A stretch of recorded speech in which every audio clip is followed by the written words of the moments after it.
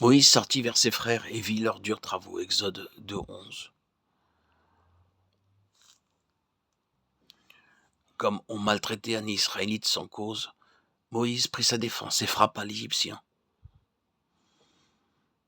Ah, Moïse, Moïse, c'est ainsi qu'on fait en Égypte, mais ce ne sont pas ici les voies de l'Éternel. Beaucoup de croyants combattent ainsi, démontrant qu'ils oublient le calvaire et qu'ils n'ont pas l'esprit du Seigneur. Ils oublient l'avertissement du Maître. Tous ceux qui prendront l'épée périront par l'épée. Et aussi, ces paroles, mon règne n'est pas de ce monde. Si mon règne était de ce monde, mes serviteurs combattraient. Jean 18:36. Jamais Israël n'aurait été délivré avec les méthodes employées par Moïse, en tuant un à un les Égyptiens. Dieu se réservait d'agir d'une autre manière.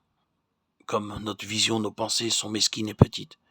Si seulement nous daignions nous donner à Dieu, et nous a donné à le connaître, il accomplirait alors de grandes choses avec ses instruments humains. Dieu voulait sauver Israël en se servant de Moïse, mais à sa manière, à lui. Et dans l'œuvre que Dieu se propose d'accomplir, Moïse est l'obstacle, le plus grand des obstacles. Que de temps il va falloir pour faire de cet homme fougueux une flèche polie, un instrument docile. Et Dieu commença l'éducation de Moïse par un échec. Moïse supposait que ses frères comprendraient que Dieu voulait les délivrer par son moyen. Peut-être effectivement aurait-il compris les desseins divins si Moïse avait employé des moyens appropriés. Il n'en fut pas ainsi. Et comment Dieu aurait-il pu bénir ceux qui n'étaient pas selon sa volonté? Nous nous étonnons parfois que les personnes que nous voulons amener à Christ s'éloignent, alors que nous sommes certains de notre vocation et des promesses que Dieu nous a faites, qu'il nous emploierait pour sauver des âmes. Le cœur rempli de la joie des instants de communion, pendant lesquels nous avons eu le sentiment de sa présence et la révélation de sa volonté. Nous sommes allés de l'avant, pensant que les autres comprendraient. Or, ce n'était pas Dieu qui était à l'œuvre, ce n'était pas lui qui envoyait. Cependant, en un certain sens, Dieu était là.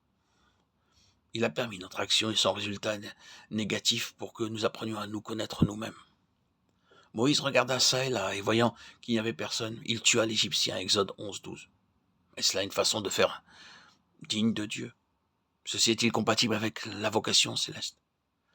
Certes non. Lorsque l'Éternel fit sortir Israël hors d'Égypte, ce fut à bras étendus et avec puissance, de sorte que les Égyptiens, se prosternant devant Moïse, le supplièrent de s'éloigner. Gardons-nous de supposer que Dieu peut être dans l'action douteuse, celle qui oblige à ses regards inquiets à droite et à gauche, ni en quoi que ce soit qui ne supporte point l'éclatante lumière de sa présence. Lumière transparente comme le cristal. Attention aux moyens employés pour obtenir de l'argent pour les œuvres. Attention aux moyens employés pour gagner des âmes. Moïse eut certainement le sentiment d'avoir mal agi. Nous pouvons facilement supposer qu'il ne goûta point un paisible repos au cours de la nuit qui suivit, et qu'il comprit l'erreur de son acte. Il comprit qu'il ne pourrait point sauver Israël par de semblables moyens.